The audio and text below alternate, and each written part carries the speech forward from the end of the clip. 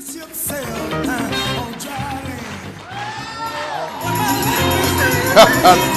can't handle the booze. You may be seated. Thank you very much. It's a pleasure to be here with you to share a few moments with you. And let's give a round of applause to a man who's been empowering people to help them to live their dreams, to go to the next level. Major break. They're like, hello? Y'all should have an ever-ready battery, you know. Okay. Let's try this again. Thank you so much. Thank you. This is even better microphone here. Anyhow, as I was saying, Eric has been helping people to live their dreams for a very long time. That has been his passion. That's who he is. Giving people the tools, the mindset, the attitude of what it takes to really control your future. Let's give him a tremendous round of applause, if you please. Yes, indeed. Yes. This is who he is. Yes.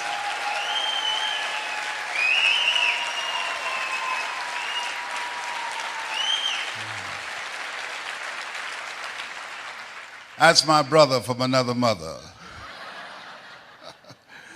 How many have major goals you'd like to achieve? Raise your hands, please. Very good. I like seeing that. Always like to ask that question, how many of you have major goals you like to achieve? Then I follow up with another question, because this is a crucial place in my life. Just came from the memorial services yesterday in Plano, Texas. Zig Ziglar, I remember when I first saw him speak, I knew I was looking at my destiny. I love helping people, and my goal was to be on stage with Zig and Dr. Norman Vincent Peale and Jim Rohn. These guys have gone on to the next level, but that was my goal and dream, and I was very fortunate to achieve that at a very crucial point in my life. This industry has really contributed a great deal to me. I go way back in multi-level marketing from the days of a company called Best Line Products, a guy named Bill Bailey. He was one of the mentors of Jim Rohn, one of the greatest speakers on the planet, and Holiday Magic. At this stage of my life, and I think about all of the things that I've done, I can tell you unequivocally, to dreamers, there's no business that will contribute to your growth and development more than this industry. There are several power strategies I'd like to share with you, but with the limited time that I have, I want to drill deeply on 3 of those that you will have as a result of being a part of this industry. Because what this industry allows you to do, and I want you to write this down. Number 1, it secures your future. It secures your future. Number 2, it will stretch you. You develop some new skills, people skills. You're a dreamer, you can't make your dream happen without building people. As I reflect on my life, 15 years ago I was diagnosed with prostate cancer, given a 2 to 3 year prognosis. And the skill set that I developed in multi-level marketing allowed me to generate enough income that I could focus on my health, take care of my mother. I'm adopted. I was born in a poor section of Miami, Florida called Liberty City. The other thing it did, it expanded my vision of myself. This is a time that as you look at yourself, there's no such thing as job security. How many of you know that? Raise your hands, please. And it instilled in me a sense of confidence, a strong sense of self.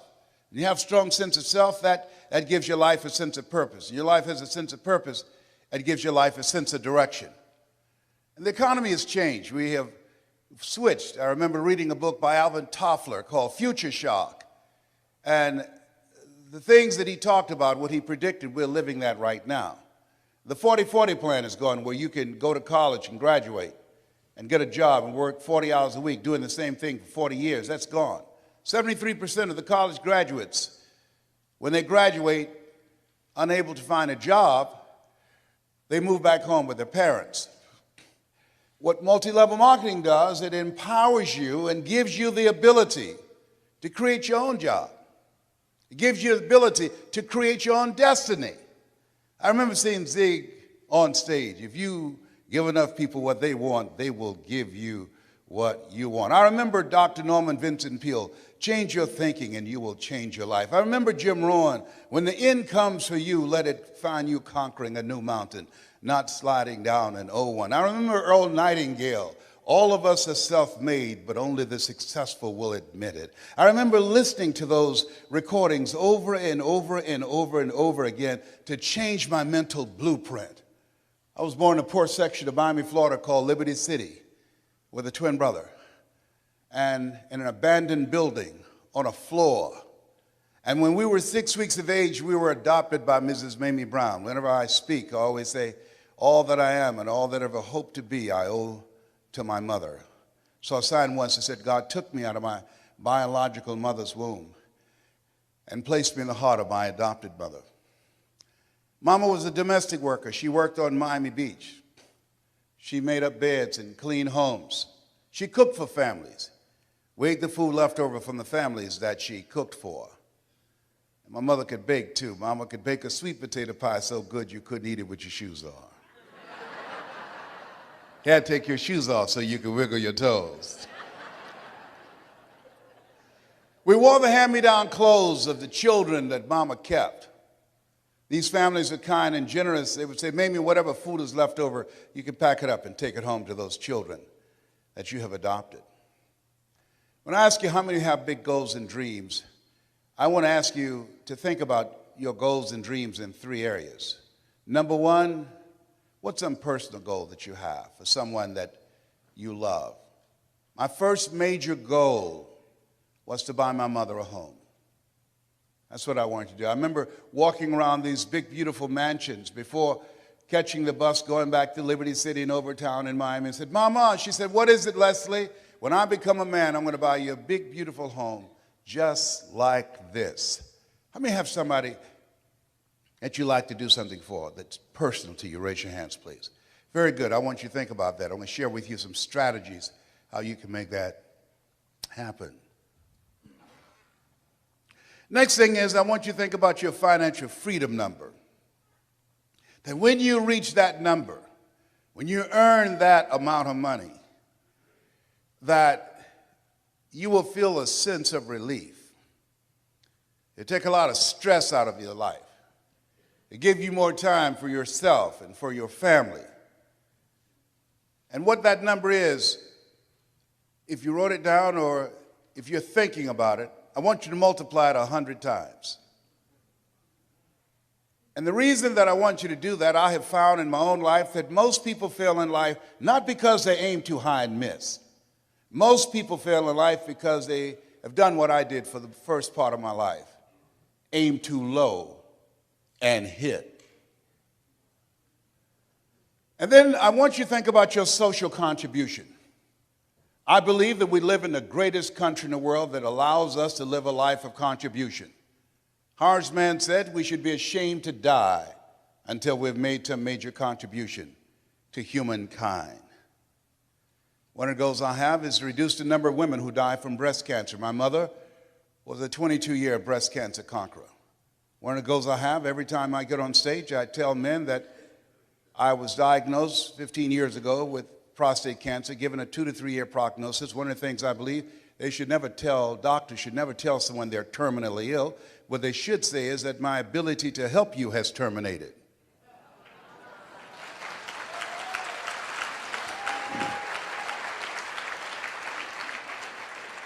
So I encourage men to get their PSA test, which stands for prostate specific antigen, and the digital rectal examination. And I'll be glad when they can check our prostate by looking in our ears. Can you feel it, brother? Up it here, up it here. I was at this medical convention. A friend of mine said, hey, Les, let me give you a free rectal. I said, no, buddy, you too motivated. Homie don't roll like that, you know what I mean? I was at Florida Hospital. Guy came in, new doctor, didn't say hello, good morning, anything. Goes get some gloves and some petroleum jelly. I said, hey, buddy, This is our first date. Hey, you got to bring me some potato chips, some M&M peanuts. We got to sit down and talk. I got to get relaxed. What's your mama name? I can't believe I'm telling y'all this. I'm turning red, but y'all can't see it. Oh my God. One of the goals I have is to train. My gifting is in the area of helping you to discover your power voice, how to become a powerful presenter. That's what multi-level marketing does. The money's in the front of the room. The money's in 101, small groups on the telephone. Your ability to present yourself. A gentleman changed my life, Mr. Leroy Washington. He's in his 90s now. He's blind from glaucoma. I never forget the first day we met. I went in his class and he said, "Young man, go to the board and work this problem out for us." I said, "Oh, I can't do that, sir." He said, "Why not?" I said, "I'm not one of your students." He said, "Look at me." "Yes, sir. Go to the board and work the problem out anyhow." I said, "I can't do that, sir." And the other students started laughing, saying, "He's Leslie. He's DT. He's got a twin brother. His twin brother Wesley is smart. He's DT." He said, "What does DT stand for?" "He's the dumb twin." And many of the kids laughed, just like some of you did. And I said, "I am, sir." And he came from behind his desk and he looked at me. He said, "Don't you ever say that again. Someone's opinion of you does not have to become your reality."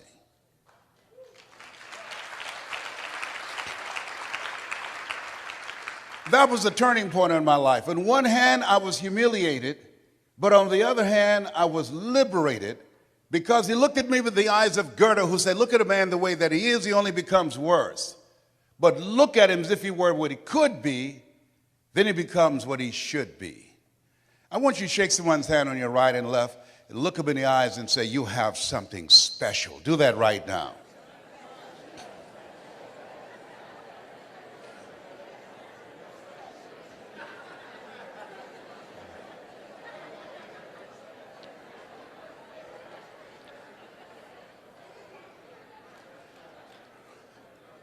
Ladies and gentlemen, you have something special. I don't know you, but here's what I know about you based upon my own experience. You have something special. You have greatness within you. You have the ability to do more than you can ever begin to imagine. Just the fact that you showed up, the fact that you said yes to this industry, it says a lot about you. You're uncommon. Because it means that you have a sense of taking responsibility for your own life. George Bernard Shaw said the people that will make it in this life, they look around for the circumstances that they want, and if they can't find them, they create them. You have something special. You have greatness within you. You've experienced setbacks and disappointments like everybody else in the economy, but you're operating out of the thinking of one L.C. Robinson, who said things may happen around you and things may happen to you, but the only things that really count are the things that happen in you. You have something special. For some of you, it was a struggle to get here. You couldn't afford to be here, but there's something in you that said, "I can't afford not to be here." You have something special. You are uncommon. One great American said, "I choose not to be a common man. It's my right to be uncommon if I can. I seek opportunity, not security. I don't wish to be a kept citizen, humbled and dulled by having the state look after me. I want to take the calculated risk, to dream and to build, to fail and to succeed. I refuse to live from hand to mouth. I prefer the challenges of life to the guaranteed existence, the thrill of fulfillment to the still calm of utopia. I will never cower before any master, nor bend to any threat. It's my heritage to stand erect, proud and unafraid, to face the world boldly and say, 'This I have done.'" That's what it means to be a part of multi-level marketing, an uncommon desire to live your dream and control your destiny.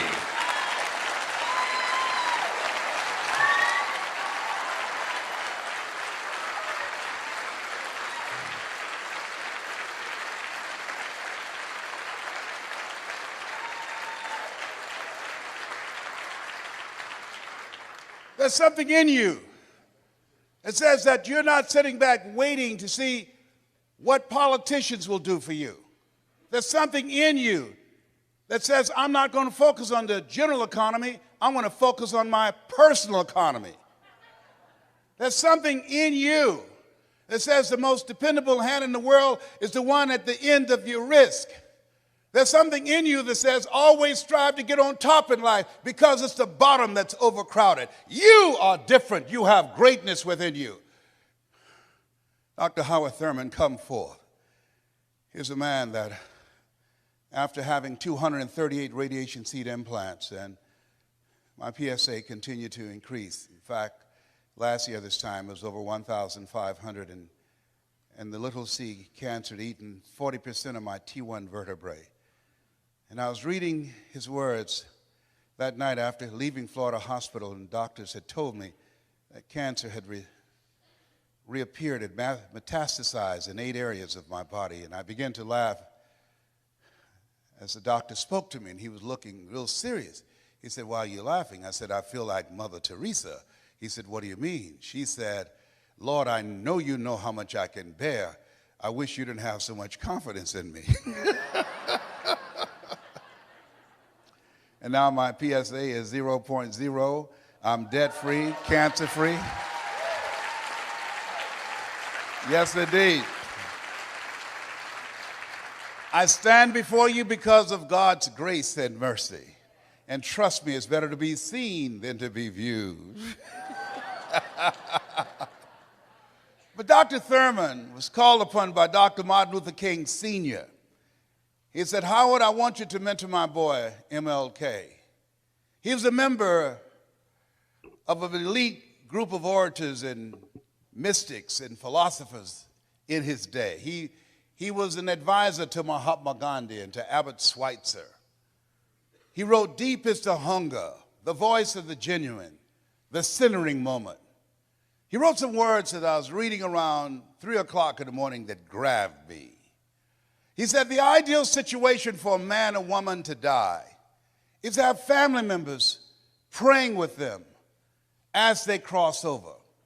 He said, 'But imagine being on your deathbed and standing around your bed, the ghost of the dreams, the ideas, the abilities, the talents given to you by life, but you, for whatever reason, you never pursued those dreams. You never used those talents. You never used those gifts. You never used those abilities. And there they are standing around your bed looking at you with large angry eyes saying, "We came to you, and only you could have given us life. And now we must die with you forever."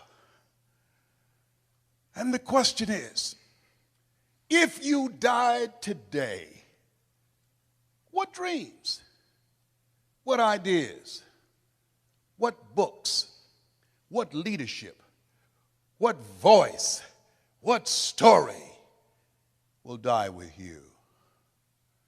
Miles Monroe, great speaker out of the Bahamas, said, "The wealthiest place on the planet, it's not in the Far East where there's oil in the ground. It's not in South Africa where there are diamond mines." He said, "The wealthiest place on the planet is the cemetery. There you'll find potential never realized. There you'll find books never written. There you'll find abilities and skills and talents and gifts that the world never had exposure to." Maybe that's why Henry David Thoreau asked in a moment of anguish, "What if you live your whole life only to discover that it was wrong? That it was wrong. That God had so much more in mind for you." Maybe that's why he said, "Oh God, to reach the point of death, only to realize that you've never lived, only to realize that you've never scraped the surface of your potential." Everybody let us say together, live full, die empty. And the people in this room have decided to live full. The people in this room have decided to die empty. The people in this room have decided to live life on their terms and not to be a volunteer victim. When you say yes to this industry, you're saying yes for a bigger life. You're saying yes, I'm tired of playing small. You're saying yes, I'm ready to be empowered to snatch victory from the jaws of defeat. You're saying yes to providing for yourself and your family. There's something that's in you that says, "I'm not mentally fit to work for somebody for the rest of my life." You're saying yes to your life, yes to your dreams, yes to your unfolding future. Give yourselves a round of applause. Give yourself a round of applause.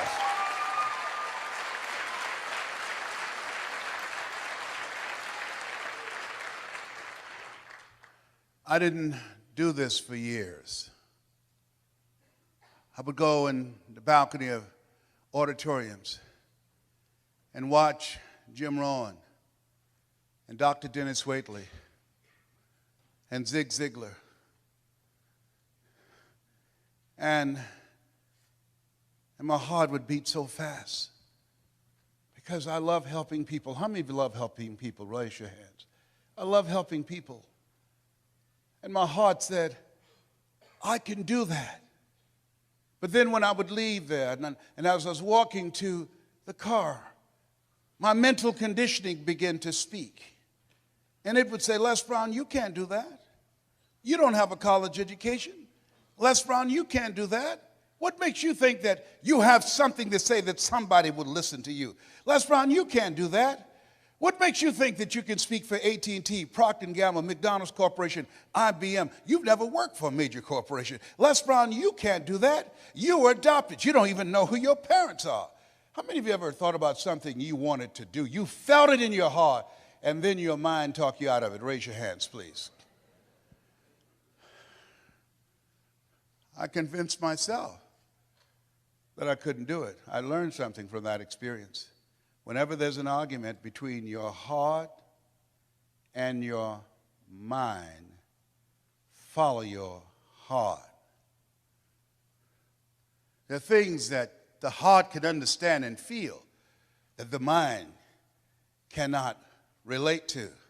Maybe that's why my favorite book says, lean not unto thine own understanding, and all thy ways acknowledge him, and he shall direct thy path. There are things that you feel, that you know in your heart of hearts, that's not logical, it's not practical, it's not realistic, but there's something in you that says, I can do this.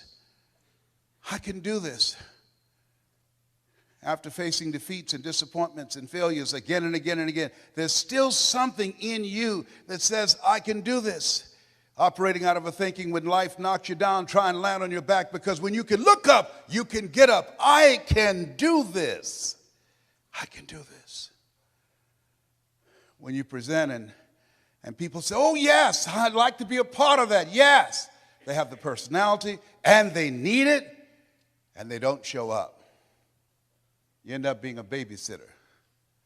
You have to be a counselor and a psychologist and a minister. They challenge you to pray to Jesus and Yahweh and Melchizedek and Buddha. They'll get on your last nerve, have you chanting, Nomi Yoho Renge Kyo. It's interesting when you talk to people about securing their future, and you can't help them to become actively engaged in their own life. A friend of mine named Lorraine had me to come to do an intervention with her brother that was addicted to drugs, and he told us to get out of his house. And as we were going down the steps, I said, I'm sorry I failed. I'm so disappointed. And she said something that I'll never forget. I want you to remember. She said, Les, most people won't participate in their own rescue. Wow. Most people won't participate in their own rescue. You have a vehicle that will allow them to create their own job. You have products that people need. You have training and coaching where they'll be in business for themselves, but not by themselves. You have leadership of people who've proven that it's possible you can live your dreams. It's possible you got a shot at creating a fortune. Everybody's not going to do it. We can't predict performance. And all you are saying, hey, listen, here's an opportunity. And don't take it personal when people say no to you. They're not saying no to you. They're saying no to themselves. They're saying no to living a bigger life. They're saying no to what's going on in their head because they're suffering from possibility blindness. They can't see themselves doing more. They don't want to do that extra work. So they're saving you sometimes. They know they're trifling and don't want to work. Don't try and convince them to say yes.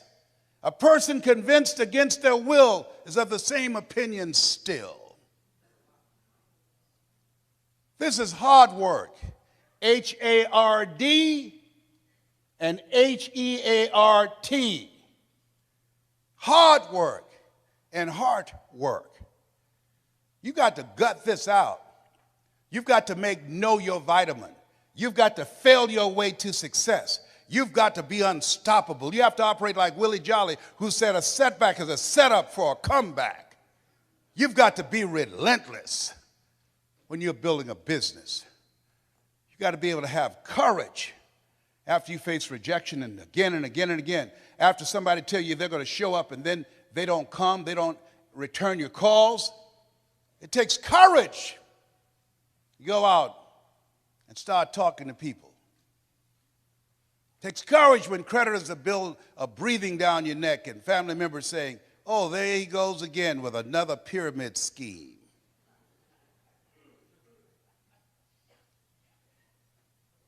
Am I making sense to you? What I'm doing. I didn't do this for 14 years because I didn't have the courage. I was afraid of being rejected because I don't have a college education. I had a tremendous inferiority complex. And something else. In order to make this business successful, to go from a 9 to 5 to 5 until you faint, it's a different mindset. It requires a radical change.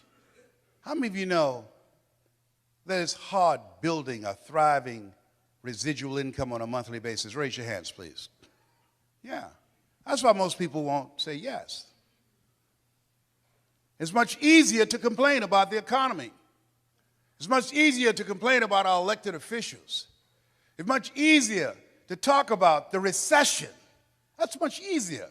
To come up with excuses and why you can't do it. That's where I was. That's where I set up station for a long time. My mentor said something to me, Mike Williams. I want you to write this down. He said, anybody can complain. He said, if you do what is easy, that's complaining. If you do what is easy, your life will be hard. But if you do what is hard, your life will be easy. Come on now. That's strong medicine.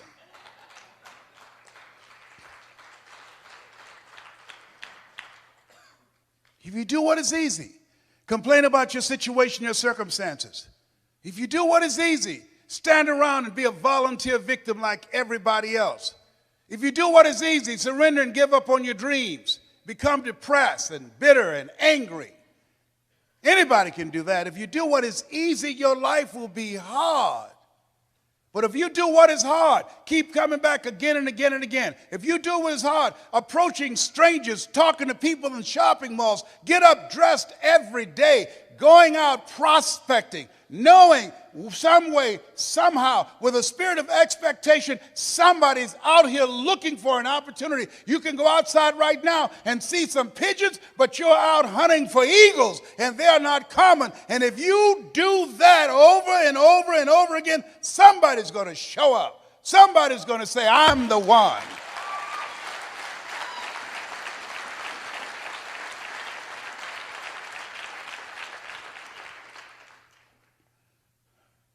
Dr. Thurman, I love him so much. What a great writer. He said, there's something in each and every one of you that waits and listens to the voice of the genuine in yourself. It will be perhaps the only guide you will ever have. And if you cannot hear it, all of your life, your days will be spent on the ends of strings that somebody else pulls. And I submit to you that you invested the time and money to go to the airport, to fly cross country. I suggest to you, some of you drove here. I suggest to you, You showed up because you said, I'm going to pull my own strings. I'm going to control my own life. Nobody will ever pull my strings again. Give yourselves a round of applause.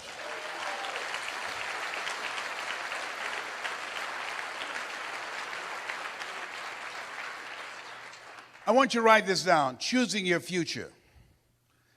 It's a program that we've created that's designed to put in place for you to work on yourself, a systematic process that changes your mindset. It's possible, it's necessary, it's you, it's hard, it's worth it, it's done. It's 6 CDs. Repeat after me, please. It's possible. Yeah, see, the easiest thing that I do now is come up on stage and speak to you. That's easy. But the most difficult thing that I've ever done, and it took me years to do, was to believe that I can do it. To believe that I could stand up and not be afraid and speak from my heart and think and be able to present. To believe that that was possible for me. For 14 years, I didn't do it. Mike Williams said, Les, you can do more than what you're now doing. But I didn't believe it. I just couldn't see myself doing it. I'm saying to you, there's some things that you can accomplish that you can't see right now. My favorite book says, eye has not seen, ear has not heard, nor has entered the heart of mankind what God has in store for you when you're willing to say yes, when you're willing to move forward, when you're willing to come back again and again and again in pursuit of your dream. Life will respond to you. You'll discover some things about yourself. Mindset transformation is very important. Be ye not conformed to this world. Be ye transformed by the renewing of your mind. You don't want to think like everybody else. You want uncommon thinking. Here's the other thing. Expand your skill set. This is the age of what the late Peter Drucker calls the era of the 3 C's: accelerated change, overwhelming complexity, and tremendous competition. So you have to expand your skill set to stay ahead of technology and cheap labor abroad. When I was a kid, you got on an elevator, I was an elevator boy. What floor, please? We operated elevators manually. So then we're going through creative destruction. Somebody created an elevator that didn't require a person being there employed to close the door and take the people to the designated floor. When I was a kid, girls would say, what do you want to do when you become an adult? I want to be an operator, a long-distance operator. Years ago, when you made a long-distance call, you had to call a long-distance operator. Then somebody created technology that you can dial direct. Am I making this up? Anybody remember use that call, a long-distance operator? It's called creative destruction. Somebody created technology that we don't have to do that anymore. So today, what multi-level marketing does allow you to secure your future, to stay ahead of technology and cheap labor abroad. You can hire a PhD or an MBA in the Philippines or India for $2.60 an hour. So what you're doing is you're staying ahead of the game because we're going through continuously creative destruction. I think about Mr. Washington. Young man, yes, sir. What do you want to do with your life? I want to buy my mother a home, sir. I want to take care of my mother. You do? Yes, sir. I want to make my mother proud. How can you say you want to make your mother proud and you were in the dean's office the other day for fighting? Sir, they call me DT, the dumb twin. So you're going to fight them? Yes, sir. Why, Brown? Why? Anger is the wind that blows out the lamp of the mind. How do I get even, sir? Tell me. They pick on me all the time because it takes me longer to learn things than others. I'm not like my sister at the University of Miami. I'm not like my brother. They always compare me to him. Mr. Brown, you want to get even? Yes, sir. He said, you have a good memory, young man. Yes, I do. Yes, I do, sir. Remember these words by Frank Sinatra. The best revenge is massive success.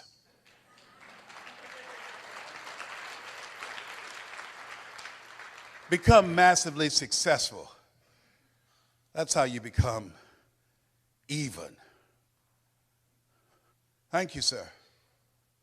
Mr. Brown? Yes, sir. Why did you sign those papers? What are you talking about? You're the first student in special education that was labeled educable mental retarded, put back from the 5th grade to the 4th grade. You failed in the 8th grade. I fought for you. I saw something in you. You've got greatness in you. I know you're not as fast as your brother. I know you're not like Margaret Ann, your sister. But there's a hunger in you, sir. And I fought for you to get that, and I saw your name. I couldn't believe it when you signed it to somebody else. Why did you do that? Several teachers met with me and said that you wouldn't be with me at Florida A&M University to help me. Mr. Washington, they said if I didn't make the honor roll at Booker T. Washington High School, I would not make it at Florida A&M. You've been like a father to me. I never would want to bring embarrassment to your name. Mr. Brown, I know it's harder for you. But once you learn something because of your hunger, you got it. You master it. He said, I don't care what they said. But did you believe that you could go there and graduate? To be honest with you, sir, no, sir. Not without you, sir. Mr. Brown? Yes, sir. Listen to me. Yes, sir. Sometimes you have to believe in somebody's belief in you until your belief kicks in. Sometimes you have to believe in somebody's belief in you until your belief kicks in. Whoever recruited you to become involved in their organization, they saw something in you. Whoever asked you to be a part of their team, they saw greatness in you. You need people in your life who can see things that you can't see. You want to find whoever got you in the business and say to them, thank you. I told Robert Boyd, who recruited me for Best Line Products, thank you, Bob. I don't know what you saw, but I'm not going to disappoint you. You find whoever recruited you, because you are looking for eagles in this business. You're not looking for people who need more. You're looking for people who want more.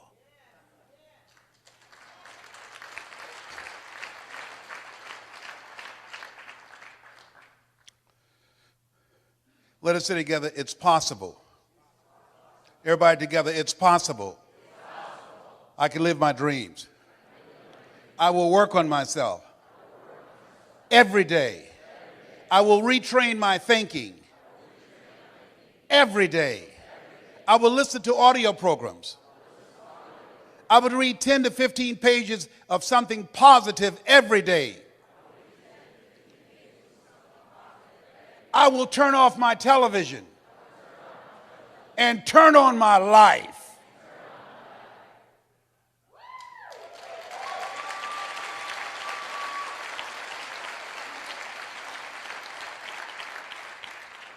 Let us say together, it's necessary to detoxify your life.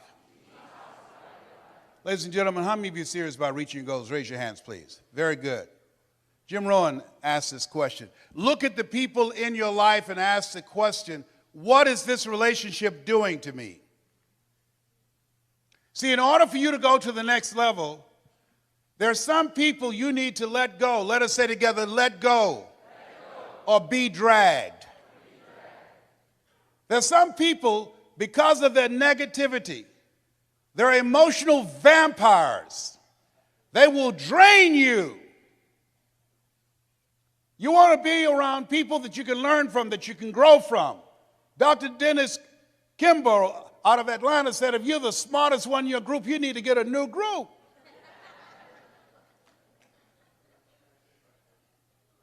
Les, can I change them? No. It's a full-time job changing yourself.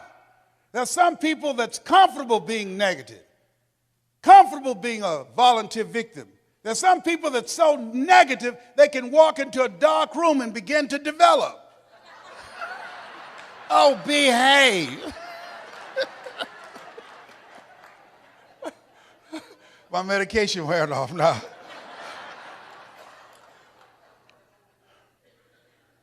When you're talking about earning more money, you got to be serious. One sickness can wipe out a fortune.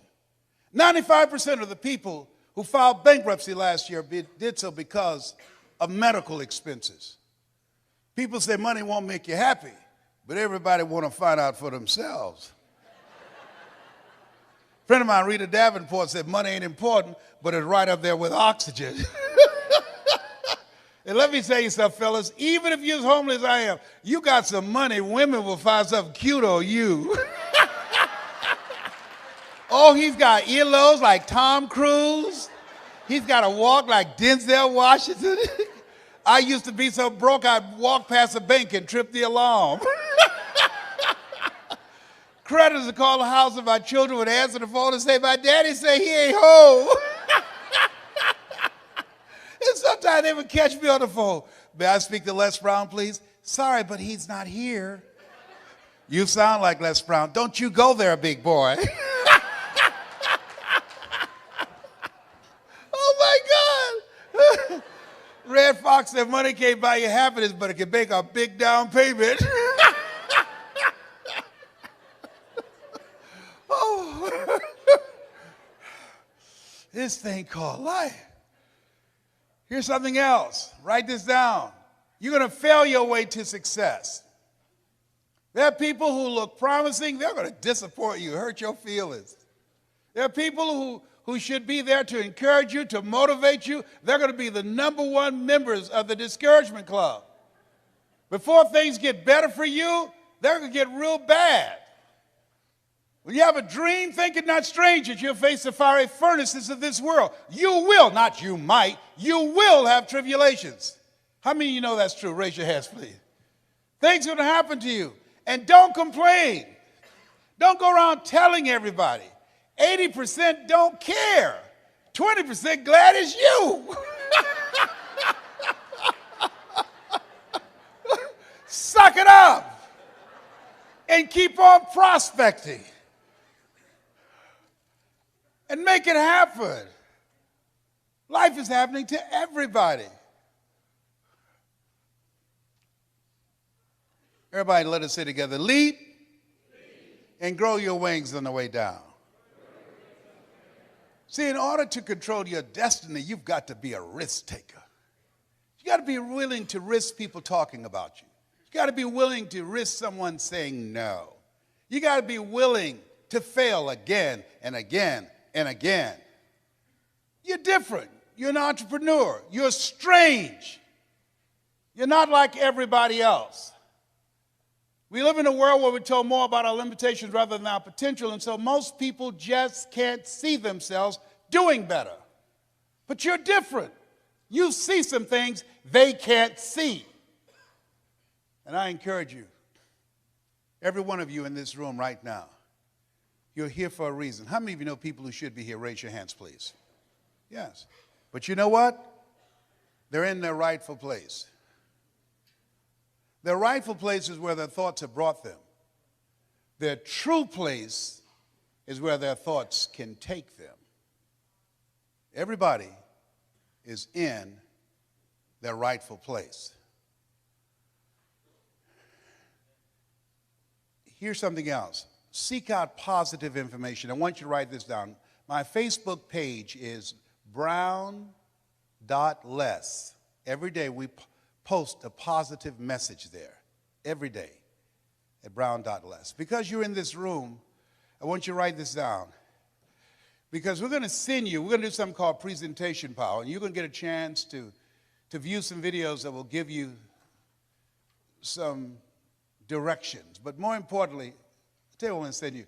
I'm going to send you 7 power strategies of how to be a powerful storyteller. So email me at yes@lesbrown.com and say, send me the 7 principles. Mention that you were at this convention. We'll send that to you free. It will give you a guideline how to tell your story. When I started off this presentation, I started off telling my story. I was born in the poor section of Miami, Florida, in Liberty City. Born in an abandoned building with a twin brother. Do you remember I told you that? My mother worked on Miami Beach as a domestic worker, making up beds, cooking for families. Remember I told you that? See, your story is your power. How many of you have gone through some things? Raise your hands, please. How many of you have experienced some things in your life? Raise your hands, please. How many of you have periods in your life like me where you're temporarily insane? Raise your hand, please. Your story. A presentation power will tell you how to tell your story. I've given lectures at Harvard, Yale, spoken around the world, telling my story. You got a story too. Here's what the power of the story does and why it's important in your presentation and building your organization and why it's going to give you the upper hand and how to recruit people and how many of you like to get A players? Raise your hands, please. Good. Here's what your story does. Write this down. Distract. See, how people live their lives is a result of the story they believe about themselves. When you're presenting one-on-one or a small group or in a large group, when you tell your story, you are creating an interruption. When you're telling your story about the business of being on a path of creating financial independence, you're interrupting their story, what psychologists call the self-explanatory style. So distract. Let us say together, distract. Here's the other one. Say dispute. When you are going through your presentation, and we're going to teach you how to do this, you're dismantling their limited belief system where they've been programmed to believe only in having a job, the journey of the broke, where they're miserable. They go to work, where they pay them just enough to keep them from quitting, and they work just hard enough to keep from getting fired. That's what you call mixed emotions. Seeing somebody you hate drive off a cliff in your car. You're glad they're gone, but not in my car.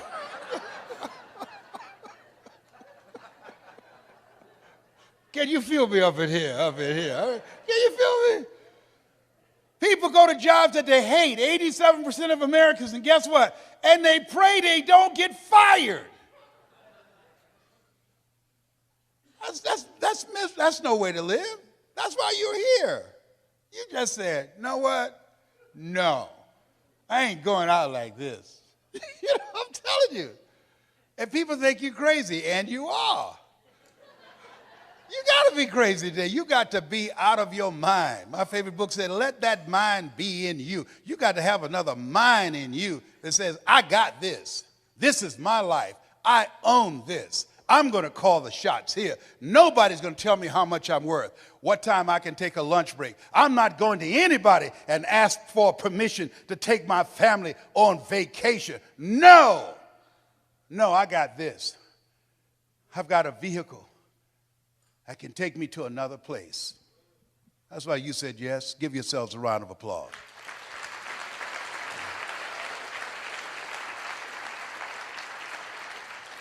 Mr. Washington said, Mr. Brown, transform your mindset. Number 2, he said, practice. Let us say together, OQP. Write this down. Only quality people. Only quality people. You don't want everybody in your organization.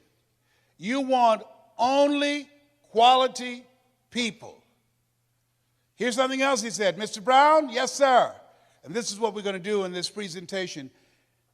That's called presentation power. He said, develop your communication skills, how you present yourself, how you sell yourself. He said, once you open your mouth, you tell the world who you are. And then he said something else. Let us say together with conviction. I want everybody to join me on this. Let us say together, you got to be hungry. Say it again, you got to be hungry. He said, what do you want to do with your life, young man? I said, sir, I want to buy my mother a home. He said, you got to be hungry. I said, what do you mean by that? He said, people that are hungry are willing to do the things today others won't do in order to have the things tomorrow others won't have. He said, people that are hungry are relentless. People that are hungry are unstoppable. People that are hungry refuse to give up. People that are hungry, no excuse is acceptable for not making their dream become a reality. I said, I'm hungry, sir. I'm hungry to take care of my mother. I'm hungry to make her proud. I told my mother that she'll never have to pay another bill once I turn 18, and she hasn't, Mr. Washington. I'm hungry, sir, for another life. I'm not going to die here in Liberty City. I want to travel, sir. I want to see the world. He said, you can do that, sir. He said, practice OQP, only quality people. If you run around with 9 broke people, he said, I guarantee you, you'll become number 10. He said, work on your mindset. Listen to these audio programs I'm giving you every day. Glenn Turner, Dare to Be Great, every day. Dr. Norman Vincent Peale, Jim Rohn, every day. Zig Ziglar, program your mind, Mr. Brown. He said, how do you plan to buy your mother a home? I said, sir, I want to become a disc jockey. He said, is that right? I said, yes, sir. He said, good. He said, work on your mind. Here are my car keys. What do you want me to do with this? At lunchtime, go in my car, turn on the radio, and listen to Paul Harvey. Why? He's the world's greatest communicator. You want to be successful? Yes, sir. He says, listen and study people that are great communicators. That's the key to controlling your future. I said, but that's at lunchtime. In order to be successful, you got to be hungry. You got to be willing to do the things today others won't do. Are you willing to do that to be successful? To buy your mother a home? Yes, sir. Yes, sir. And that's what you have done. You've got some goals that you want to achieve. There's some things that you want to do. And you've said to yourself, I'm willing to face the no's. You said to yourself, I'm willing for people to laugh at me. You said to yourself, I'm willing to gut this out. You said to yourself, I'm willing to make this happen. You said to yourself, I'm going to do whatever it takes to build this business. I can do it. If anybody's ever done it at any point in time in history, then what's possible for one, it's possible for me, and I'm going to do it. That's what you said to yourself.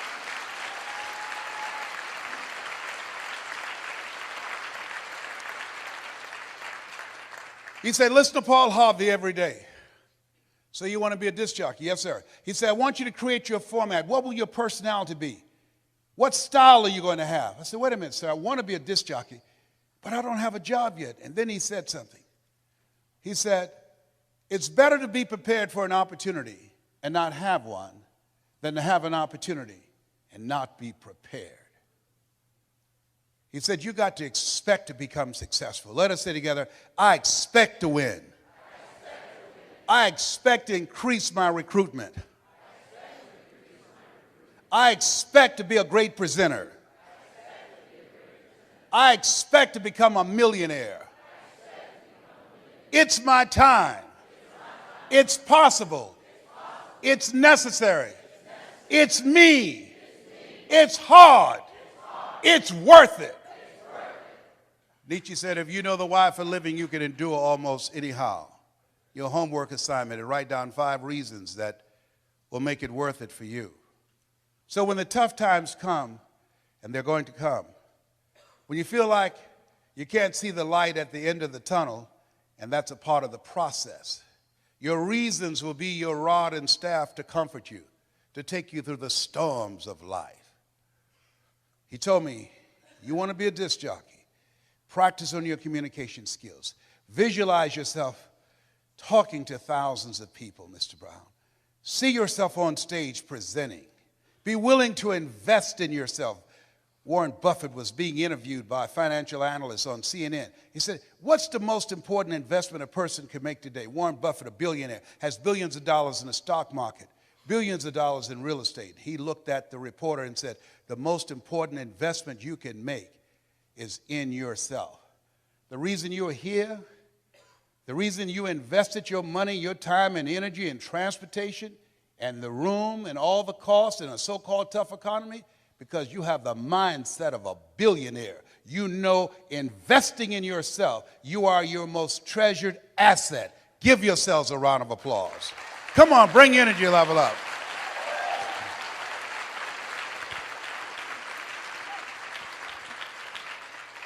So he said, Mr. Brown, I've done all that I can do for you. You've got to go out and face the music. You go with the things I've taught you and make it happen. I went to WMBM radio station on Miami Beach. Milton Butterball Smith was the program director. Hello, Mr. Butterball. My name is Les Brown, sir. I'd like to be a disc jockey. He said, young man, you have any journalism in your background? No, sir, I don't. You have any experience in broadcasting? No, sir, I don't, but I practice every day. Show you how good I am. He says, no, we don't have any job for you. How many have been rejected? Raise your hands, please. I was devastated with rejection. I went back to Mr. Washington. I said, Mr. Washington, they said no. He said, don't take it personally. Most people are so negative, they have to say no 7 times before they say yes. He said, you got to be hungry. Go back again. I said, yes, sir. I went back again. Hello, Mr. Butterball. How are you, sir? My name is Les Brown, sir. I like to be a disc jockey. He said, I know what your name is. Weren't you here yesterday? Yes, sir. Didn't I tell you no yesterday? Yes, sir. He said, then why are you back today? I said, well, sir, I didn't know whether or not somebody was laid off or somebody was fired, sir. Don't want to laid off or fired. Now get on out of here. I came back the next day, talking loud, looking happy, like I was seeing you for the first time. I said, hello, Mr. Butterball. How are you? My name is Les Brown, sir. I like to be a disc jockey. He said, I know what your name is. Weren't you here the last 2 days? I said, yes, sir. Didn't I tell you no the last 2 days? I said, yes, sir. He said, then why are you back today? I said, sir, I didn't know whether or not someone got sick or someone died, sir. He said, no one got sick or died. No one was laid off or fired. Now don't you come back here again. I came back the next day, talking loud, looking happy, like I was singing for the first time. I said, hello, Mr. Butterball. How are you? He looked at me with rage. He said, go get me some coffee. I said, yes, sir.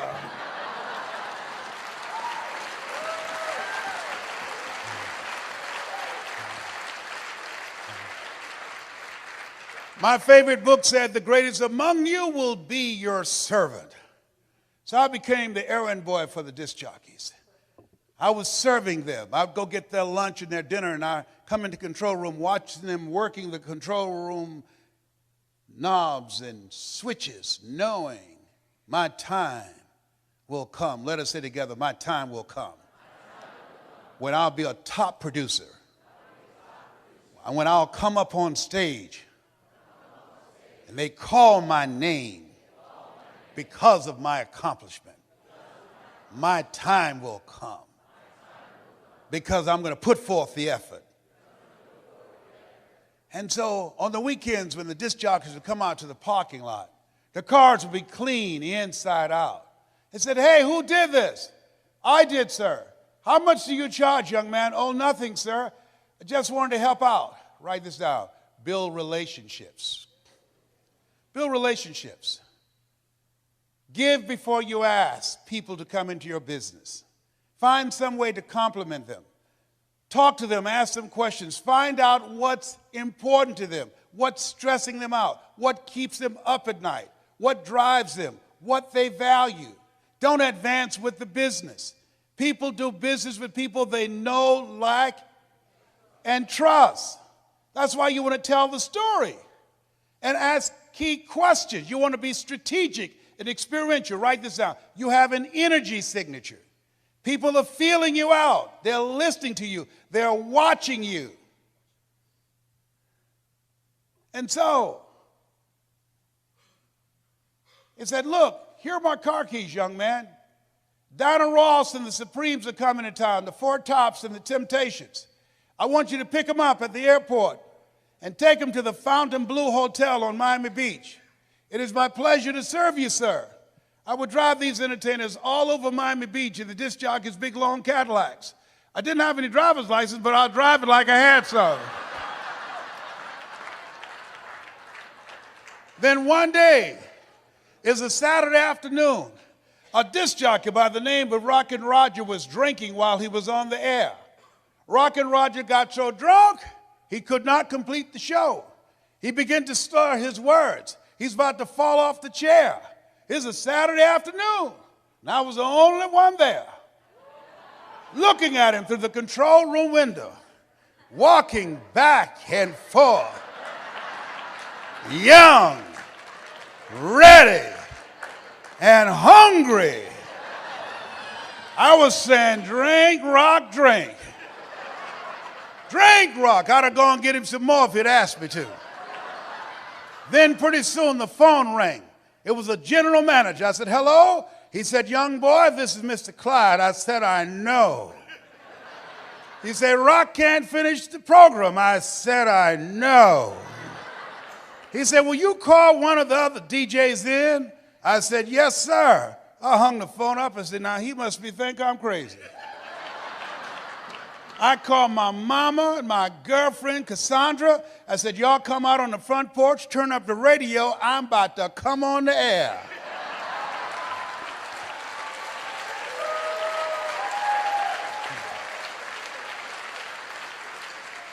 I waited for about 20 minutes and I called him back. I said, Mr. Klein, I can't find nobody. He said, young boy, you know how to work the controls? I said, yes, sir. He said, go in there and segue the records, but don't you say nothing here. I said, yes, sir. I couldn't wait to get old Rock out of the way. I put on a fast record. I said, look out, this is me, LB Triple P. Les Brown, your platter playing papa. There were none before me and there will be none after me. Therefore, that makes me the one and only. Young and single and love to mingle. Certified, bona fide, duly qualified to bring you satisfaction and a whole lot of action. Look out, baby, I'm your love man. I was hungry. Give the old man a round of applause. I was hungry. I was hungry. I was hungry. You got to be hungry.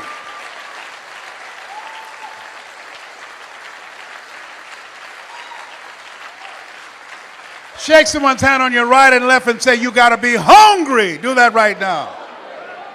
Shake somebody else's hand. Say, you got to be hungry.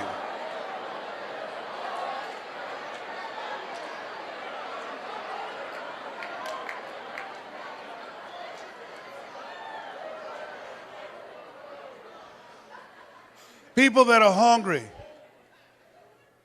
believe if you do what is easy, your life will be hard.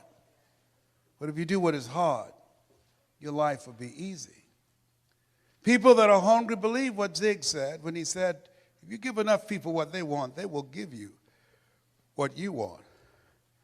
People that are hungry believe always strive to get on top in life because it's the bottom that's overcrowded. People that are hungry are uncommon people. They are say yes to their dreams. They say yes to an opportunity where they can develop their entrepreneurial skills, where they can develop their mind and their leadership skills, where they can become versatile and flexible and create and build a business they can be proud of. People that are hungry have a vision of themselves when they leave here, leaving a legacy and not liabilities. People that are hungry understand that most people die at age 25 and don't get buried till they're 65 because they're not willing to take a chance on themselves. People that are hungry are a rare breed. They're risk takers. I don't know what you want to do. Seemed like yesterday when I was the new kid on the block. Now at 68, I'm the old timer. I used to think people in their 40s were old. Now that I'm 68, I feel like I served at the Lord's Supper. And I know I look young for 68 because I used mascara to cover my gray hair.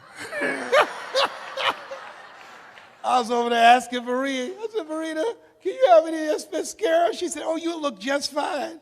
My kids say, Daddy, you look distinguished with your gray hair. I said, 68, I'm not trying to look distinguished. I'm trying to look young. I got to tell you this story. Don't tell anybody, please. I gave this speech at the Georgia Dome. And after I finished, it's called It's Not Over Till I Win. And after I finished, somebody came back and said, Mr. Brown, I know you're tired, and our speaker canceled. Do you have enough energy to do another program? I said, no, I'm tired. He said, we can pay you a full fee of $25,000. I said, the Lord is able.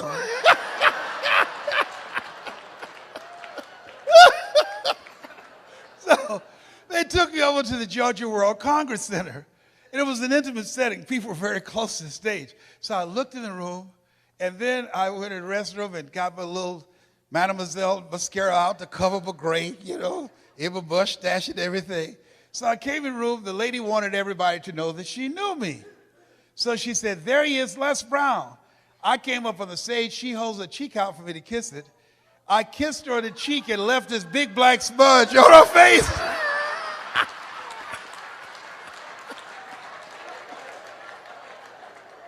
I said, oh my God. So I didn't know what to do, so I just sat down. So the people down front start saying, there's something on your face. She looks at me, she said, what are they saying? I said, I don't know. Then one nosy lady went over there, opened up her pocketbook, and gave her a mirror. Now, nobody asked her to do that. Getting in the Kool-Aid, don't know the flavor. She looks and see the big black smudge on her face. She said, how did this get here? I said, I don't know, you think maybe some of this rubs off? Well, the reason I'm telling you this, don't worry if I kiss you today, because Marie said, you don't need it, you'll be just fine. You look distinguished. Whatever. How many of you like to learn how to improve your presentation skills? Raise your hand. We're going to do a webinar that will walk you through a process and teach you how to tell your story. So you can speak in your community on a volunteer basis and be able to make a difference. How many of you like to make a difference with your story? Raise your hands. Very good. We will show you how to do this. I've been doing this now for 40 years. I love and admire Eric Worre for who he is to me as a friend, but the passion that he has in giving you the tools that you need, not just the mindset, but the skill set of what it takes to build a strong multi-level marketing business. I can tell you, based upon my experience, and he's not paying me to be here. He's got a blue light special going on up in here. This is my friend that I love him. There are a few people who can call me, and I'll get on a flight and I only had 4 hours of sleep to come in to speak. I was very subdued and conservative today, but I love and admire him.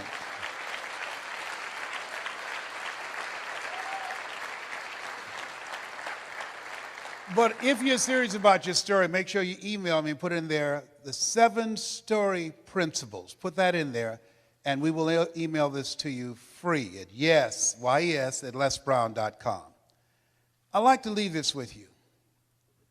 After leaving Zig's memorial yesterday, who was a great man, who contributed so much to so many people, I said, God, let me touch and change millions of people's lives like Zig has done. Let me make my mark like he made an incredible mark. Let me touch hearts and minds like he touched me when I first saw him. And I drove many miles, 400 and 500 miles, to see him and Jim Rohn and Dr. Norman Vincent Peale and Charlie Tremendous Jones. Let me be an instrument to give people hope, to inspire them to expand their skill set, to encourage them to create collaborative, achievement-driven, supportive relationships. God, let me live a life that counts, that means something to people. God, help me to be able to inspire people like Mr. Washington inspired me, like Mike Williams, my mentor for the past 43 years, who saw something in me I could not see in myself, who believed in me when I didn't believe in myself. Please let me live a life that matters. I want to leave this with you. At this stage of my life,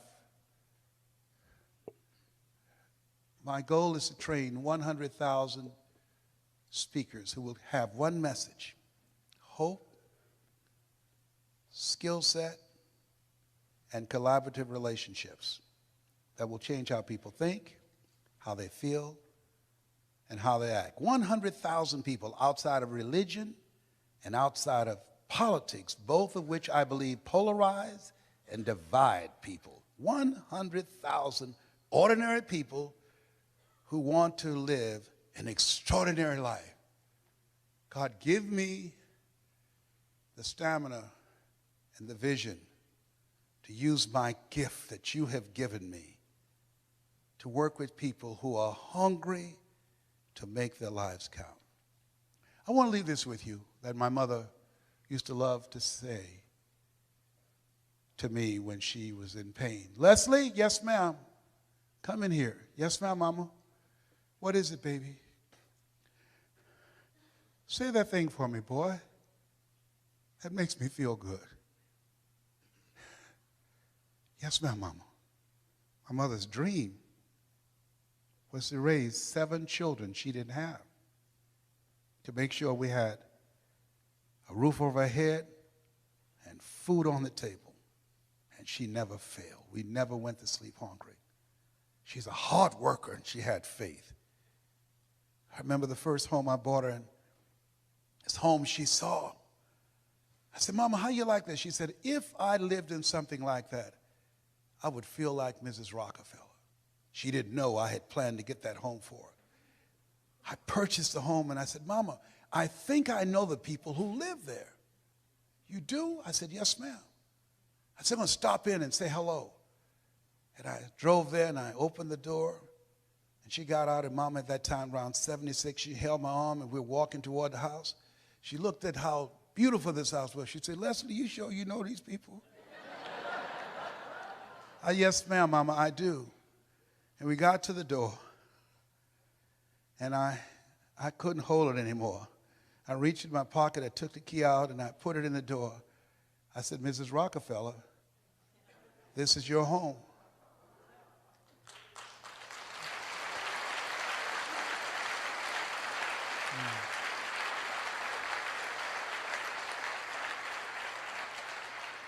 She said, Leslie, what are you talking about? I said, Mama, I bought this for you. I pushed the door open. She stuck her head in the door. She said, anybody home? I said, no, Mama. Nobody's here. This is yours. It's fully furnished. Multi-level marketing made that happen. This is going to happen for you. It's already happened for some of you.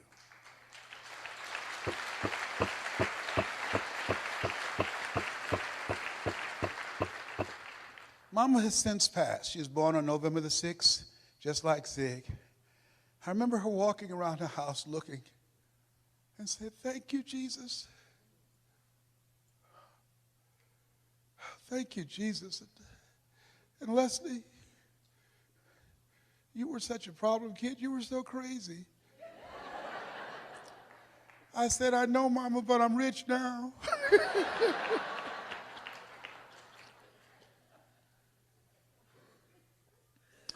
I dedicate this to the dream in you. Say that thing for me, boy.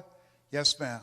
If you want a thing bad enough to go out and fight for it, to work day and night for it, to give up your time, your peace, and your sleep for it, if all that you dream and scheme is about it, and life seems useless and worthless without it, and if you gladly sweat for it and fret for it and plan for it and lose all your terror of the opposition for it, and if you simply go after that thing that you want with all of your capacity, strength and sagacity, faith, hope, and confidence, and stern pertinacity, if neither cold poverty, famish, or gulf, sickness or pain of body and brain can keep you away from the thing that you want, if dogged and grim you besiege and beset it, with the help of God, you'll get it. This has been Mrs. Mamie Brown's Baby Boy. God bless you. God bless your dream. God bless America. Thank you so very much.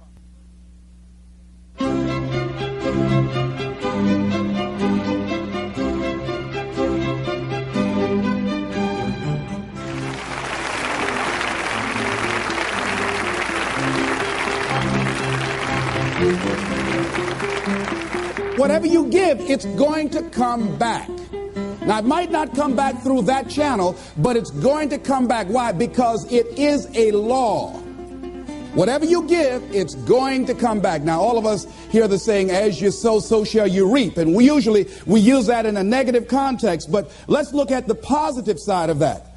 That if you sow some good stuff out here, if you make it your business how you give your life, to give the best that you have, to give love, to give encouragement, to give help, to give support. If that's what your life is about, whatever you put out here, ladies and gentlemen, I guarantee you it's going to come back. Now, the reason that most people don't give is because they operate out of a consciousness of scarcity. They don't believe that there's enough to go around. They can't see themselves having the capacity to give. They don't believe that they have anything to offer. They don't see themselves as an opening for the universe to work through. So if you begin to look at this new era that we're in, begin to see yourself as an opening for the universe to move through, to work through, to make a difference in life. See yourself being used by life to improve the quality of life, to expand and to grow. Most people have a very limited view of themselves and a very limited view of the universe, do not see their relationship to the universe, and cannot see how energy and things can flow through them. I love Gibran and the prophet. Then said a rich man, speak to us of giving, and he answered, you give but little when you give of your possessions, but it's when you give of yourself that you truly give. Gibran goes on to say that those who give little of the much which they have, and they give it for recognition, and their hidden desire makes their gifts unwholesome. And we know people who give only to be recognized. I love that old saying, judge a man not by what he does, but by that he doesn't have to do. And to judge the true quality of a man is what he'd do when nobody's looking. Gibran goes on to say something else important. He says, and there are those who have little and give it all. These are the believers in life and the bounty of life. See, most people don't give, ladies and gentlemen, because they don't believe in life. Most people don't give because they don't understand the abundance in life. And so they go through life holding back on life, not understanding this also, that what you hold back from life, life holds back from you. So most of us go through life, ladies and gentlemen, not giving, and we're cheating ourselves, and you're also cheating life. See, I believe that all of us have some work to do. I strongly believe that each one of us showed up to do something, that each one of us showed up to contribute something to life. And that if we don't do it, it will not be done. See, no one is going to give Les Brown's speech. No one is going to write your book. See, if you've been given something to do, and if you don't do it, what you're doing is short-circuiting the flow of the universe. See, just imagine, if you please, we had a circle and people are standing around in this circle. And let's say we were given a bucket of love. And then I pass it to the person to the right, and they pass it to somebody else, and they pass it to somebody else, and they pass it to somebody else, and they pass it to somebody else, and it comes back to me. One of the great things about giving is that as you give, you're going to receive. What we want to do is keep the flow going, keep the flow going. If anybody gets the bucket of love and stops and holds it there, all of us suffer. They've short-circuited the flow. They've stopped what was going on, the energy that was going around. See, you are part of an equation, and you are needed. Part of why we should begin to look at how we give up our lives, that we've got to begin to see, what is it that I'm supposed to do? What is my life work? And then give ourselves to that. Because as we do that, ladies and gentlemen, I guarantee you, as you begin to take on this new era that we're in, if you decide that I'm going to begin to start living life generously, I'm going to start giving more of myself, I'm going to start putting out more, contributing more to life, here's what's going to happen, ladies and gentlemen. I guarantee you that life will take on a whole new meaning for you. I guarantee you that as you begin to give more of yourself in your work, give more of yourself in your marriage, give more of yourself in your relationships with your families and friends, give more of yourself to your talent, to your vocation, to your job or your business, as you begin to set high standards for giving that which you have been given to share in the universe, I guarantee you that life takes on a whole new dimension, that you'll be happier. You have a greater sense of happiness and fulfillment in life. Now, that doesn't mean you're not going to have some challenges. That doesn't mean that you're not going to have some problems that you'll be dealing with on a day-to-day basis. No, that doesn't mean any of that. No, that will not exempt you from that. But what it does mean that now you will begin to take off on some new paths to some newer horizons, that you'll begin to see life totally different than most people. I think that's what Henry David Thoreau meant when he said most men live in quiet desperation. That most of us go through life because we're not using that which we've been given, that we are punished, that we're going through life getting up in the morning with no reason to get up. See, once you find out your purpose in life, and once you decide that you're going to live a life of sharing and giving and contributing to life, you don't need an alarm clock to get up. That you move differently. You have more life in you. But most people are walking around dead. Most people are looking lifeless. Most people find it a hard effort to smile. Most people are abusing themselves with alcohol and drugs and evading their own greatness and holding back on themselves. For years, I was cheating myself. For years, I could have been doing exactly what I'm doing right now. But I was afraid. I didn't feel I was worthy, and I didn't want to recognize that which I had been given. I had a limited view of me, and I was literally running away from me. I mean, life sometimes chases me. I say, no, we want you to do something great. No, not me. Go get somebody else. No, you're not talking about me. No. You don't know what I've been doing. No. We want you. We can just groom you and train you and get you ready. Me, yeah. Are you sure? Me, yeah. No, not me. No, I'm just down. No, I don't want to do that, see. And then so I just get tired of chase. Say, come over here. Come over here. You ain't got enough sense to come. Just come over and shut up and straighten up. They just whip you so hard after a while, you say, okay. Ladies and gentlemen, one of the reasons that we should begin to give more is because we owe a debt. Reading a book, John Powell. Well, I'm afraid to tell you who I am because you might not like me, and that's all I've got. Line in there I love to quote, we are made by those who love us and by those who refuse to love us. As I talk to you right now, you're looking at a lot of people up here, ladies and gentlemen. It's not just Les Brown standing here. A lot of people have contributed to make me who I am right now. None of us are here because of our own doing. All of us have had life to contribute to us. Many times complete strangers. So we all have cookie people in our lives. What do you mean by cookie people? Cookie people and chicken soup people, as I call them when I do my workshops. Cookie people are people like Miss Lillian. When my mother used to whip me as a kid, and I was the bad twin, always getting in trouble, Miss Lillian would hear me screaming, and after Mama would get through, Miss Lillian would come over to the house and give me some cookies and milk. And my mama said, what you doing back there, Lillian? I'm just giving him some cookies, Mamie. And she said, here you are, Leslie. Even though you're a bad little boy, I brought you some cookies. So cookie people are people who, even when you are bad, even when you're not being who you really are, they look beyond your faults and see your needs. Even if you're a moody person and curse them out and dog about sometimes, these cookie people love you unconditionally. How many of you have ever had cookie people in your life? All right. So we all have had cookie people that the universe has put in our lives to contribute to us. The other people are the chicken soup people. Chicken soup people are people that you can call at 2 o'clock in the morning and say, I got a flat tire, will you come help me? Or my battery is not running, would you come give me a jump? Or I need some help, would you come get me out of jail? If you don't have some chicken soup people in your life, you better get some. But these are people that you can always call on to help you out.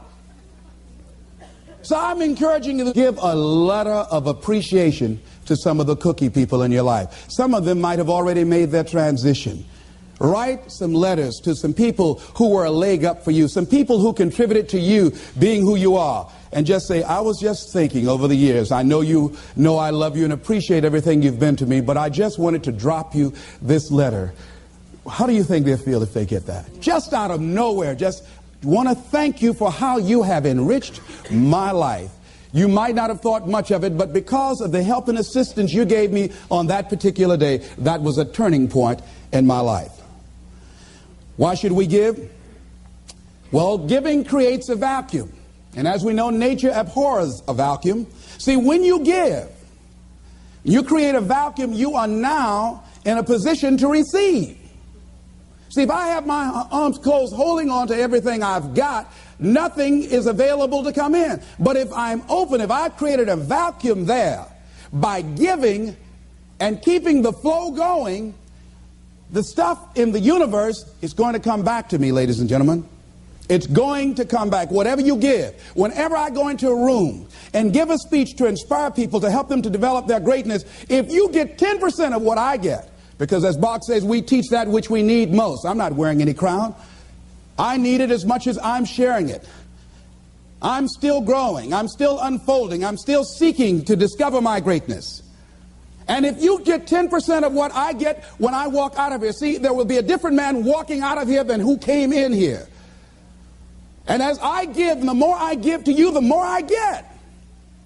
Most people don't understand that. That's a law of life. Do you know that we can literally eliminate poverty overnight? We can eliminate hunger and homelessness overnight if people understood the concept of what giving means and the power in it, about the difference that it can make in our lives. I guarantee, if you go to any rundown neighborhood and interview the people there, evaluate their lifestyles and what they're doing and what they're contributing to life, and then go in a wealthy neighborhood and talk to those people and evaluate them and check out what they're doing with their energy and their time and what they're contributing to life. Here's what you're going to discover, what Earl Nightingale said. He said, our success in life is directly related to the quantity and the quality of the service that we give. I guarantee you that you will find that people who have more, people that are living the abundant life, are the contributors to life, ladies and gentlemen. They are the people that are giving more. And the people who are operating out of scarcity and poverty consciousness, these are the people that are down and out. These are the people that are complaining. These are the people that are blaming the world and everybody for where they are. But if they took that same energy and begin to invest and give something back to life. I was in New Jersey, and I had to give a political presentation to a group there that were trying to organize a community to begin to revitalize that particular community. And a guy was telling me very proudly as we were walking through a housing project, he said, the city is about to give $55 million to renovate these housing projects. I said, what a waste. He said, why would you say that? I said, let me ask you something. And the person that was standing next to him, I said, do you live in this building here? He said, yes. I said, how many families live here? He said, 6 families. I said, we walked in the door and we can smell the stench of urine. Does it take a genius to go down to the store and perhaps sacrifice buying 3 packs of cigarettes and buy some Tide or soap and water and come back here and wash this stench out of here? Does it take a genius to get a can of paint and paint over the graffiti and repair the mailbox? Does it take a genius for that? I say to you, you pour the money in these housing projects and you don't change the people that are living in the projects, before you are completed, they'll be right back to where they were before.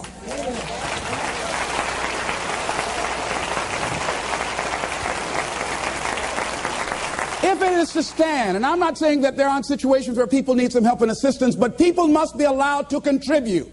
I say they should pay for the paint. I say they should pay for the mailboxes to be repaired and the windows to be broken. And I guarantee you, if the children go outside throwing a ball, they say, don't you hit that window, you fool. You know how much I paid for that window? Makes a difference. People need to be given the opportunity to contribute and invest in life. And then life is appreciated. But if we just give, and you don't want to just give, you want to give to people who are out there struggling and making it and trying to make impact in the universe. I'd rather give to a man who's already doing it than somebody over here doing nothing and try and go over there. Man, why don't you get up and do something? Hey, listen, if you have to go over there and get them up, you have to do that for the rest of your life. So do it with those who are doing it. So you want to keep the flow going by working with people who are contributors to life. Leave the dead people alone that are taking away from life. There's a scripture, when I heard it, I couldn't understand it. I say, how cold? He that hath shall get, and he that hath not, even that he has shall be taken away. I said, now that's not fair. Ladies and gentlemen, that is fair. He that hath what becomes the key. He that hath a generous view of life. He that has courage. He that hath initiative. He that hath resourcefulness shall get. But if you're like the guy that I was in a hotel and asked him, I said, look here, I said, he was a bellman. I said, I need to get my shoes shined. Oh, I don't shine shoes. Oh, how long have you been working here? Oh, about 3 months. What were you doing before then? Oh, I just got out of the joint. Yeah? You don't shine shoes. That's beneath you, but it was okay to steal. That's not beneath you, huh? See, another guy, ex-offender, I was telling him I had a job for him. What kind is it? What do you care?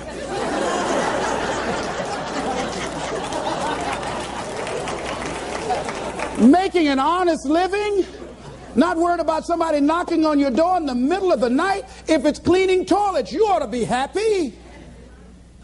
See, he's a taker, ladies and gentlemen. He thinks that somebody's just going to come give him something out here in life. It doesn't happen that way. No, it doesn't happen that way. Here's something else you're going to discover in giving. Something that's very important. Give thanks. Giving thanks creates power. Give thanks for your house. Give thanks for your apartment, for your car, for your family, for your health, for your relationships, for what you have. When we focus on something, it expands. When you're giving thanks, when you're showing a spirit of gratitude for what I got, not that you're satisfied with it, but you're grateful for what you got. Whatever you focus on, that's what you're going to continue to multiply and expand in your life. But if you focus on what you don't have, if all you can do is point out the negative things in your life, whatever you focus on, you're going to expand that. Some people, all they can do is complain. That's all they can do. They can't find anything to say good about life and about anybody else. Every time they open their mouths, that's what their minds are consumed with, and that's all they're producing in their lives. And these are people that you don't want to be around. Develop a spirit of gratitude. I'm thankful for life. I'm thankful to be an American. I'm thankful to be on this part of the planet. I'm thankful to see another day. No, things aren't what I want them to be. No, I don't have all the things I want to have. But I'm thankful that I'm still here. I have another opportunity, another day to live, another chance to contribute, another chance to make a difference in life. So begin to give thanks for what you have. Whatever you focus on. Remember now, you want to become aligned with the universe. If you have scarcity in your life, it's because you have a consciousness of scarcity. As you begin to become thankful for what you have, for the abundance that you now know is coming your way, that you're attracting to you, for the good relationship that is coming your way right now, it will begin to create incredible opportunities for you to begin to improve your life and the quality of life of people around you. Giving is also, ladies and gentlemen, forgiving. Give forgiveness. Many of us do not realize that we cannot grow, that we are blocking ourselves, we are blocking our good in the universe. We're literally standing in the way of the flow of what life has to us because we haven't learned how to forgive. We haven't learned how to let things go so we can get on with our lives. When we forgive, ladies and gentlemen, it's not for the other person. Oh, no. It's for you. It's not for them, not because they deserved it or they earned it. You're forgiving other people. First of all, you've got to forgive yourself. But when you forgive other people, it is mentally and spiritually healthy to forgive. To let that luggage go, as Paul said, forgetting those things which are behind, reaching forth unto those things which are before. Oh, we hear it, but it's hard to do. It's hard. What you have is enough. Whatever you have to give. And the more you give, the more you realize you have to give. And we all have to. There are people who made the supreme sacrifice for us to enjoy freedoms that we take for granted. Oh, none of us can feel that we have nothing to give back. Next thing is, giving empowers you. It makes you more powerful. See, the more you give to life, the more you're able to get from life. See, most of us go through life, ladies and gentlemen, feeling that we don't have enough to share, feeling that we will be depleted if we give of our resources because we don't see ourselves connected to the abundance of life. I feel very strongly that we can make an incredible difference in life. Phyllis Marx said, giving empowers you because taken to its ultimate, what you are really giving is love. Love is the motivating force behind the infinite supply of universal energy. Love truly makes the world go round. And as with anything circular, it's keep coming back. Phyllis is right. So as she continues to give love and hope to these people, she receives love and hope for herself and helping to begin to restructure and redesign the kind of life that she wants. We all have had experiences in our lives that if we permit these experiences to do so, we will allow them to weigh us down. If we permit them to do so, they will be luggage that will be dragging through life, holding us down, stifling our potential to give and to contribute in life. If we continue to carry all of these things, we can never be open to the love and the abundance and the opportunity that life has to offer us because we are so full with what we've got. I'm thinking about an exhibition that was held in Africa where they were trying to catch some monkeys that were a very rare species. And because they were so fast, so agile, and very fragile, they did not want to harm them in catching them. They did not want to hurt them physically. So what they did in order to catch them, they found that these monkeys were very fond of a certain kind of nut that grew in that particular area of Africa. And what they did was that they put these nuts inside of bottles and put a rope on the bottle and held the rope from a distance. And so the monkeys would come and, being curious, see the nuts inside the bottle, would reach in and pick the nuts up. Now, what happened was that they couldn't pull their hands out with the nuts still in the bottle.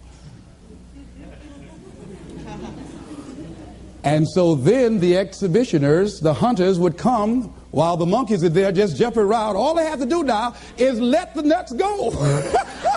That's all they got to do is just let, they just dancing all around. All they have to do is let it go and they can be free and run. They hold it on to the nuts and the people come and catch them. And a lot of us, that life is kicking our butt. And all we have to do, all we have to do is let it go.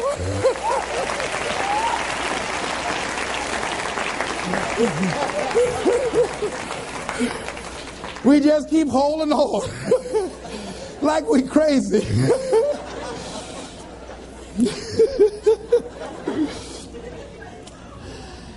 Ladies and gentlemen, giving creates energy in ourselves and in others. Have you ever helped a blind person go across the street? Or help a senior citizen? Or give somebody some help? Held the door for somebody, an elevator? I mean, don't you have a good feeling inside like, I done good? How many of you get a good feeling inside when you do something good for somebody? See, we're really giving to ourselves. See, that's really the law. When you are giving to yourself. That's who you're giving to. So you want to give yourself some good gifts. There's a principle underlying the concept of giving.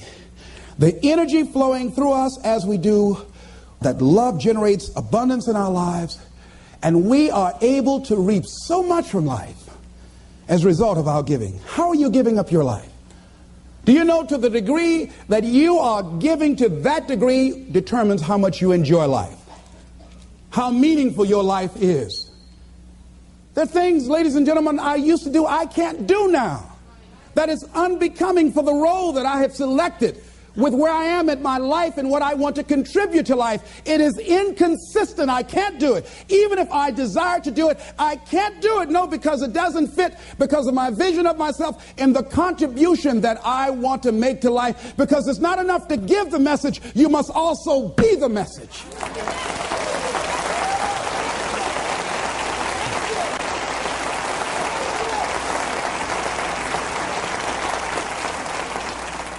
Next thing is that we must give out of a sense of oughtness. Immanuel Kant, in a book called Critique of Pure Reasoning, he says sometimes we must give out of a sense of oughtness, that there's certain things that happen that we just say something ought to be done about this. A policeman in Washington, D.C. was working one of his patrol areas, and he came up to a car in a park. And the car was running. And he saw a figure slumped over the steering wheel. He got there looking in with a flashlight. And he saw a 14-year-old boy with a bullet through the back of his head. And he said, oh no, he has a son himself. That could have been his son. And he said, something ought to be done. We're losing too many young people. And so this man Went home. He had like several $1,000s worth of exercise equipment in his basement. He rented a place. He started bringing the kids in to get them involved in taking care of their bodies and physical exercise and athletic activity. He now has expanded that to getting them involved in entrepreneurial ventures, saying that this is a free enterprise system, and the more enterprising you are, the freer you are. And now these kids have started their own business. They have a little shopping center that they run, they operate, they are managing. And they have commercials on radio, and I'm going to be going there doing some training with them. So he decided, because of that event, that I ought to do something. Now, some of the things that's going to happen when you look out and see what can I contribute to, what can I give, I guarantee you, ladies and gentlemen, you're going to have a voice that's saying, it's just no use. It's out of control now. There will be a voice telling you that you'll be wasting your time and wasting your energy and wasting your effort. I say, don't listen to it. Listen to that still small voice that says, I can do something, and I ought to do it. We ought to do it. Disraeli said this: nothing can resist the will of a people that will stake even their existence on the extent of their purpose for good. I strongly believe that as we begin to look toward the future, and that as each day we get up in the morning, and be it that you're going to give to make the environment safer for everybody on the planet, be it that you're going to do things to help the sick or the physically disabled or recovering crack cocaine addicts, be it that you want to help and contribute to youth or do something for the homeless, whatever you want to do, if you get up in the morning out of a sense of oughtness and decide that I am an opening for the universe, that life can work through and use me as a channel and as an instrument for change. And each day we get up, we make it our personal business to make a difference in those areas that we're concerned about. How are we going to do it? We don't know. But we know that we can make a difference. And we might not be here to see the results of our efforts. We might not be here as many of the people who before us made sacrifices that they did not live to see or reap the benefits of. James Weldon Johnson, stony the road we trod, bitter the chastening rod, felt in the days when hope unborn had died. Yet with a steady beat have not our weary feet come to the place for which our fathers died. We've come over a way that with tears has been watered. We've come treading a path through the blood of the slaughtered. When we came here, somebody paid the price for us to be here. And as we begin to look toward the future, we all have an obligation to give something back. A lot of us don't give more because of the fact that we allow ego to get in the way. I'm thinking of a man that was well-dressed walking through a neighborhood one day, and a lady came to the door and she said, "Hey, you." He stopped. He said very politely, "Yes, ma'am." She said, "Come here." He came to her. "Yes, what may I do for you, ma'am?" She said, "I want you to cut my wood." He said, "Yes, ma'am." He took his coat off, and he took the axe that she had there, and he cut the wood. She said, "I want you to take some around the back and put some in the fireplace." He said, "Yes, ma'am." And he did that. And after he finished, she said, "What do I owe you?" He said, "Nothing, ma'am. Thank you for the opportunity to serve you." She said, "Okay." And he left, and he was walking down the street with his coat over his shoulder. And her maid came up. She said, "Do you know who that was?" And the lady she worked for said, "No." She says, "That's the great Negro educator, Booker T. Washington."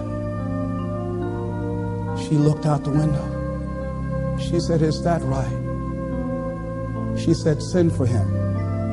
And that lady that Booker T. Washington went in and cut the wood for contributed several $1 million to his dream of building an institution of higher learning, Tuskegee Institute, that is standing today.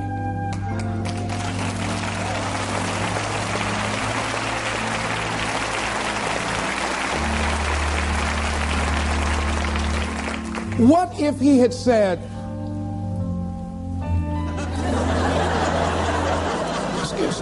You say do what? Cut your wood.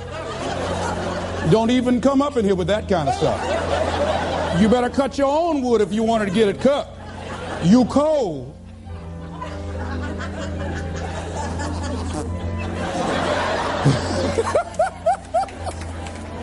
He didn't allow his ego to get in the way. He gave what he had. He contributed. How much have we denied ourselves? How much have we blocked ourselves because we allow that little ego to get in the way, to prevent us from giving and serving, which is the essence of life. Which is the essence of life. It's about service. And so I say, as you look out on the future, decide that you are going to allow your life to be a life of service. Decide that you are going to give more than you have ever given before. Decide that each day that you are given life, that you're going to make a difference with your life, that you're going to make a statement with your life, that once again, as opposed to sitting back feeling like a victim, that you're going to see yourself as a channel, as an opening for the universe to work through. And that you'll say to life, use me. Oh, use me. I got more to give. Use me. Repeat after me. I want life to use me. I want to give more. Share more. Be an expression of love. Be an instrument of hope. To impact our youth. To recreate their future. I'm grateful for life. I'm grateful for being here. I'm grateful to be able to serve. This is Mrs. Mamie Brown's baby boy, Leslie Calvin Brown, saying, it's been a plumb pleasing pleasure as well as a privilege. Thank y'all here. Thank you. Thank you.